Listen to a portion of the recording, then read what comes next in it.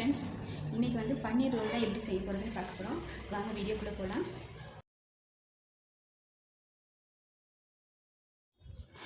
இது வந்து நல்ல வெளியே வந்து மொறு மொறுனும் உள்ளே நல்ல சாஃப்டாக நல்ல பன்னீர் ரோல் வந்து ரொம்ப சூப்பராக இருக்கும். நம்ம கடையில் செய்கிறது போலேயே அதே டேஸ்ட்டில் நல்லா ரொம்ப சூப்பராக இருக்கும். ட்ரை பண்ணி பாருங்கள்.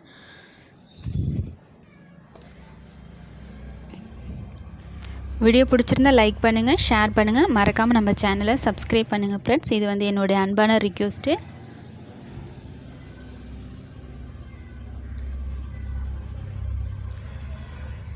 இப்போ பால் சுட வைக்கிறதுக்காக ஒரு பாத்திரத்தை எடுத்துகிட்டு லைட்டாக சூடுபடுத்திட்டு இப்போ நான் வந்து 1 லிட்டர் பால் வந்து சேர்த்துக்கிறேன். இப்போ பால் வந்து நல்லா கொதி வரட்டும். நம்ம அதுக்கு வினிகர் வந்து எடுத்து வச்சிடலாம். ஒரு 1/4 டம்ளர் வினிகர் எடுத்துகிட்டு மீதி வந்து தண்ணி சேர்த்து ஃபில் பண்ணி வச்சிடலாம். பால் வந்து காயட்டும். மீதி வந்து தண்ணி ஊற்றி வச்சாச்சு. இது ஓரமாக இருக்கட்டும். இப்போ பால் வந்து நல்லா கொதி வந்துருச்சு. இந்த டைமில் நல்லா இந்த மாதிரி கலந்து விட்டுட்டு நம்ம கலந்து வச்சுருக்கிற வினிகர் தண்ணியை வந்து இதில் கொஞ்சம் கொஞ்சமாக சேர்த்துக்கலாம்.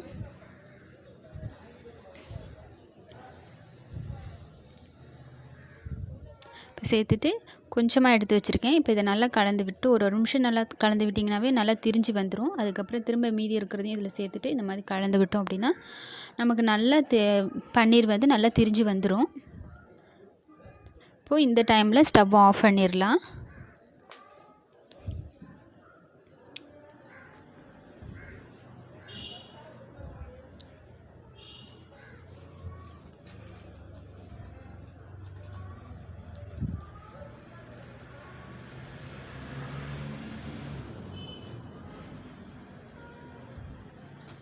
இப்போ பன்னீரை வந்து நல்லா வடிகட்டிக்கலாம். ஒரு பாத்திரத்தை இந்த மாதிரி எடுத்து வச்சுட்டு இது மேலே ஒரு நல்லா க்ளீன் கிளாத்தை வச்சுட்டு இப்போ நம்ம வடிகட்டிடலாம்.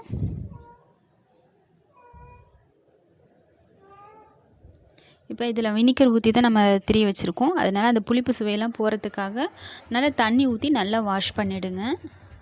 வாஷ் பண்ணினதுக்கப்புறமா இந்த மாதிரி தண்ணியெலாம் போகிற அளவுக்கு நல்லா அழுத்தி விட்டுக்கோங்க. நல்லா திருகி விட்டு இந்த மாதிரி கொஞ்சம் நஞ்சு இருக்க தண்ணியும் நல்லா பிழிஞ்சு விட்டு எடுத்துக்கலாம். ஸோ அவ்வளோதான் ஃப்ரெண்ட்ஸ், நல்ல பன்னீர் வந்து நம்ம ரெடி ஆயிடுச்சு. உங்களுக்கு தேவைப்பட்டால் கையிலேயே இந்த மாதிரி சின்ன சின்ன பீஸ்களாக கட் பண்ணி விட்டுக்கலாம். அப்படி இல்லைனா மிக்ஸி ஜாருக்கு மாற்றிட்டு பல்ஸ் மோடில் ஒரே ஒரு சுற்று ஊற்றிட்டிங்கன்னா போதும். நல்லா சின்ன சின்னதாக நமக்கு நல்லா அரைஞ்சி வந்துடும்.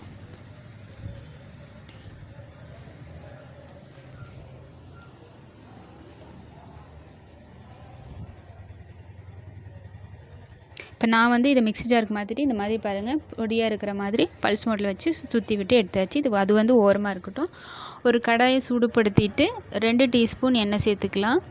சேர்த்துட்டு ஒரு 1/4 டீஸ்பூன் சோம்பு சேர்த்துக்கலாம்.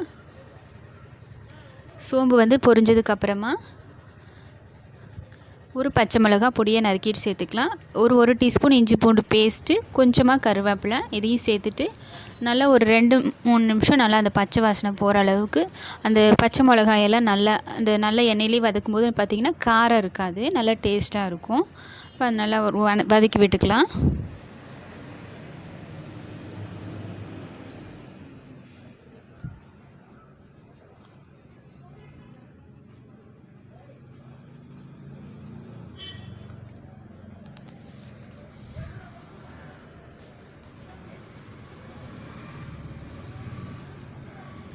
இப்போ 2 பெரிய வெங்காயம் அதையும் சேர்த்துட்டு நல்லா வதக்கி விடலாம்.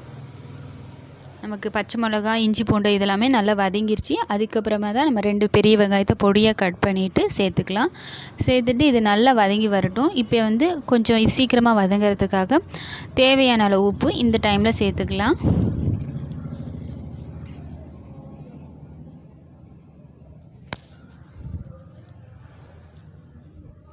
நான் வந்து ஒரு டீஸ்பூன் உப்பு சேர்த்துக்கிறேன்.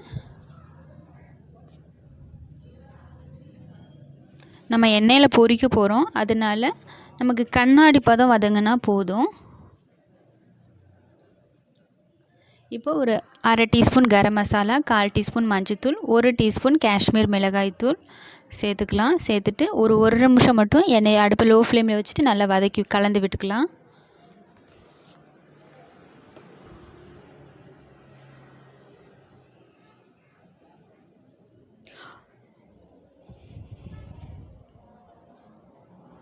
இப்போ பன்னீரையும் சேர்த்துட்டு ஒரு 4 நிமிஷம் நல்லா வதக்கி விட்டுறலாம்.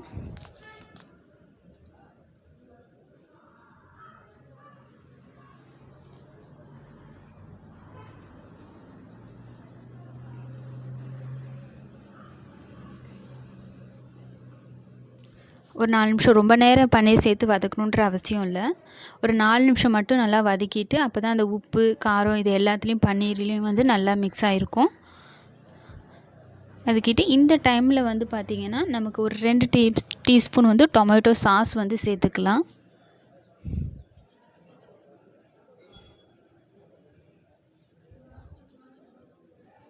நான் வந்து ஒரு 2 டீஸ்பூன் மட்டும் டொமேட்டோ சாஸ் சேர்த்துக்கிறேன். இப்போது டொமேட்டோ சாஸ் சேர்த்துட்டு ஒரு 2 நிமிஷம் மட்டும் நல்லா வதக்கி விட்டுறலாம்.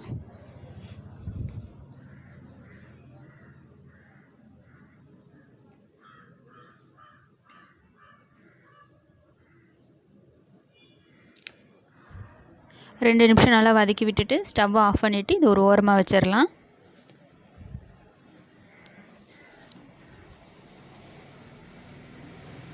இப்போ நான் வந்து ஒரு பாக்கெட் ப்ரெட் பாக்கெட் வந்து எடுத்திருக்கேன். ஸோ நான் இந்த 1 லிட்டர் பாலுக்கு இது வந்து சரியாக இருக்கும். இப்போ இந்த கார்னரில் அந்த ப்ரௌனை மட்டும் நான் கட் பண்ணி எடுத்துக்கலாம். எல்லாத்துலேயும் அந்த கட் பண்ண பீஸையும் நம்ம தூக்கி போட வேண்டாம். இதை வந்து மிக்ஸி ஜாருக்கு மாற்றி பொடியாக நைஸாக ப்ரெட் ஸ்க்ரப்பாக வந்து நம்ம யூஸ் பண்ணிக்கலாம். இது வந்து ஒரு ஓரமாக இருக்கட்டும். ஃபஸ்ட்டு இந்த ப்ரெட்டை தண்ணியில் நனைச்சிட்டு நல்லா தண்ணியை பிழிஞ்சு விட்டுட்டு இந்த மாதிரி நினச்சிங்கன்னா போதும். ரொம்ப நேரம் வச்சிடக்கூடாது, டப்புன்னு எடுத்துடணும். அதுவே நல்லா தண்ணியில் உறிஞ்சிரும். நல்லா இந்த மாதிரி அழுத்தி விட்டிங்க அப்படின்னா தண்ணிலாம் போயிடும். இப்போ நம்ம வதக்கி வச்சுருக்க பன்னீரையும் இதில் சேர்த்துட்டு இந்த மாதிரி நல்லா உருட்டி எடுத்துக்கலாம்.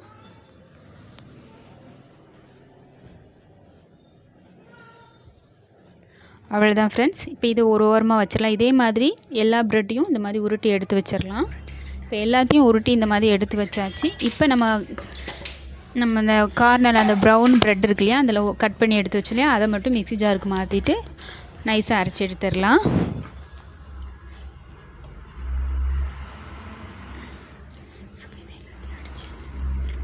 இப்போ வந்து நல்லா நைஸாக அரைச்சாச்சு. ப்ரெட்டு ஸ்க்ரப்பு வந்து ரெடி ஆகிடுச்சு. இப்போ நம்ம சுற்றி வச்சுருக்கிற இந்த அந்த பன்னீரை வந்து ரோலை வந்து இதில் இந்த மாதிரி நல்லா இந்த மாதிரி உருட்டி எடுத்துக்கலாம்.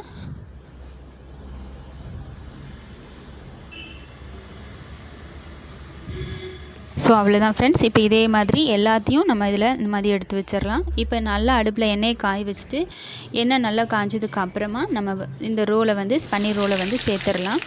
கலர் வந்து நல்லா சேஞ்ச் ஆகி வந்தால் போதும். நமக்கு ப்ரெட்டு தான் ஆல்ரெடி வெந்தது தான், வெங்காயத்தையும் நம்ம வதங்கியிருக்கோம். கலர் வந்து நல்லா ப்ரௌனாக வந்ததுக்கப்புறமா நம்ம வந்து எடுத்துடலாம். போட்டதையும் திருப்பி போடக்கூடாது. போட்டுட்டு கொஞ்சம் லைட்டாக கலர் மாறினதுக்கப்புறமா எல்லா பக்கமும் திருப்பி போட்டுட்டு எல்லாம் ஒரே அளவுக்கு வெந்து வர கலர் மாறி வர அளவுக்கு நல்லா ரோஸ்ட் பண்ணிவிட்டு அதுக்கப்புறமா நம்ம எடுத்துடலாம்.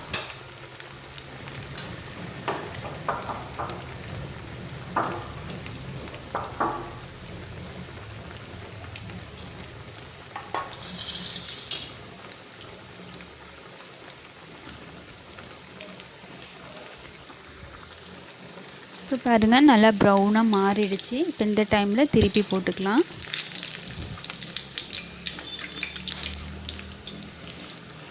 திருப்பி போட்டு இன்னும் கொஞ்சம் கோல்டன் நல்லா ப்ரௌனாக மாறுற வரைக்கும் நல்லா ஃப்ரை பண்ணிவிட்டு எடுத்துடலாம். பார்த்திங்கன்னா இந்த மாதிரி ஆனதுக்கப்புறமா எண்ணெயெல்லாம் வடிகட்டிட்டு நல்லா எடுத்துடலாம். அவ்வளோதான் ஃப்ரெண்ட்ஸ். குழந்தைங்க வந்து இப்போ நீங்கள் ஸ்கூல் விட்டு குழந்தைங்களாம் வராங்கன்னா நீங்கள் அந்த டைமில் கூட இந்த மாதிரி செஞ்சு கொடுக்கலாம். குழந்தைங்க எல்லாருமே விரும்பி சாப்பிடுவாங்க பன்னீர் ரோல்னாவே. ஸோ ஸ்நாக்ஸாக செஞ்சு கொடுக்கலாம். ரொம்ப ஈஸியும் கூட. டேஸ்ட் வந்து ரொம்ப ரொம்ப சூப்பராக இருக்கும். ஸோ இதே போல் மீதி இருக்க எல்லாத்தையும் பன்னீர் ரோலையும் எண்ணெயில் ஃப்ரை பண்ணி எடுத்துடலாம்.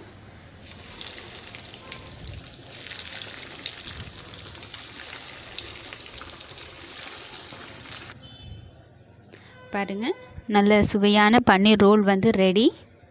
ஸோ வாங்க இது எப்படி இருக்குன்னு டேஸ்ட் பண்ணி பார்த்துருவோமா? Hi friends. ஸோ வாங்க எப்படி இருக்குன்னு டேஸ்ட் பார்க்கலாங்களா?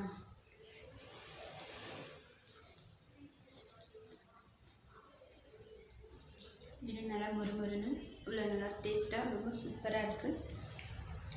ட்ரை பண்ணி பாருங்கள். இதே மாதிரி நீங்களும் ட்ரை பண்ணி பார்த்துட்டு எப்படி இருக்குது அப்படின்றத கமெண்ட் பண்ணுங்கள். வீடியோ பிடிச்சிருந்தா லைக் பண்ணுங்கள், ஷேர் பண்ணுங்கள்.